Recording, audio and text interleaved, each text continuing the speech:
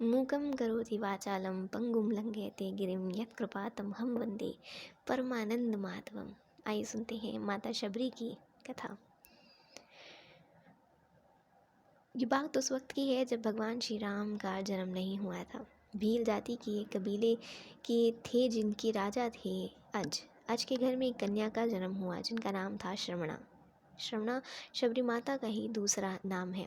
समय रहते शबरी के बारे में उनके माता पिता ने किसी ब्राह्मण से पूछा कि वह वैराग्य सी बातें करती हैं। ब्राह्मण ने सलाह दी कि इनका विवाह करवा दो।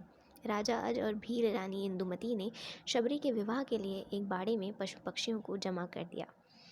फिर इंदुमती शबरी के बाल बना रही थी तो शबरी ने पूछा कि माँ, हमारे बाड़े में इतने पशु पक्षी क्यों हैं? तब इंदुमती बताती हैं, ये तुम्हारे विवाह की दावत के लिए हैं। तुम्हारे विवाह के दिन इन पशु पक्षियों का विशाल भोज तैयार किया जाएगा। श्रवणा को यह बात ठीक नहीं लगी। मेरे विवाह के लिए इतने जीवों का बलिदान देना होगा? अगर विवाह के लिए इतने जीवों की बलि दी जाएगी तो मैं विवाह ही नहीं करूँगी। श्रवणा ने रात्रि में सभी पशु पक्षियों को आज़ाद कर दिया। जब किवाड़ खोलते हुए उन्हें किसी ने देख लिया तो वह इस बात से डर गई और शबरी वहाँ से भाग निकली। शबरी भागते भागते ऋषिमुख पर्वत पर पहुँच गई जहाँ पर 10,000 ऋषि रहते थे। शबरी को इस बात का अनुमान नहीं था कि ऋषि उनको अपने आश्रम में स्थान देंगे या नहीं।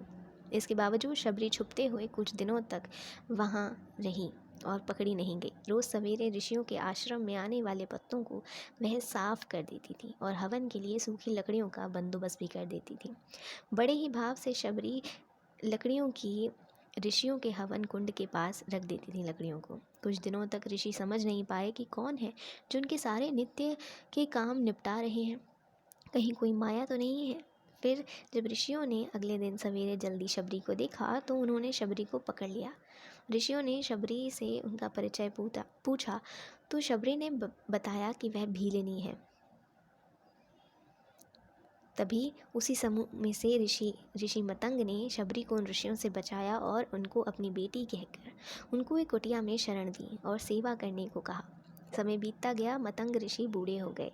मतंग ऋषि ने घोषणा की, अब मैं अपनी देह छोड़ना चाहता हूँ। तब शबरी ने कहा कि एक पिता को मैं वहाँ पर छोड़ कर आई हूँ और आप आज मुझे छोड़कर जा रहे हैं, मेरा ख्याल कौन रखेगा? मतंग ऋषि ने कहा, बेटी, तुम्हारा ख्याल अब प्रभु श्री राम रखेंगे। शबरी सरलता से पूछती है, राम कौन है और मैं उन्हें कहाँ ढूंढूंगी? बेटी, तुम्हें उन्हें खोजने की ज़रूरत नहीं है, वे स्वयं तुम्हारी कुटिया पर चल कर आएंगे, ऋषि ने कहा। शबरी ने मतंग ऋषि के इस वचन को पकड़ लिया कि राम आएंगे।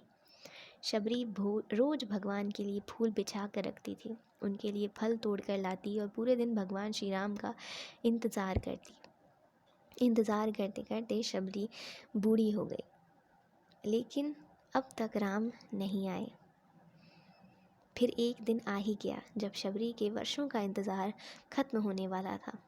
शबरी ने फूल बिछा कर रखे थे। शबरी माता ने उनके लिए बेर तोड़ कर रखे थे। यह निश्चित करने के लिए बेर मीठे हैं या खट्टे, शबरी ने बेर को चख कर उन्हें रखा था। जब भगवान श्री राम आए तो शबरी एक पत्थर के आसन पर बैठ गई और शबरी ने पहली नज़र में भगवान को पहचान लिया। शबरी माता ने भगवान का खूब आदर सत्कार किया और उन्हें अपने झूठे बेर खिलाए। इस प्रकार शबरी के वर्षों का इंतज़ार खत्म हो गया और उनको भगवान श्री राम की प्राप्ति हुई। बोलिए श्री कृष्ण भगवान की जय।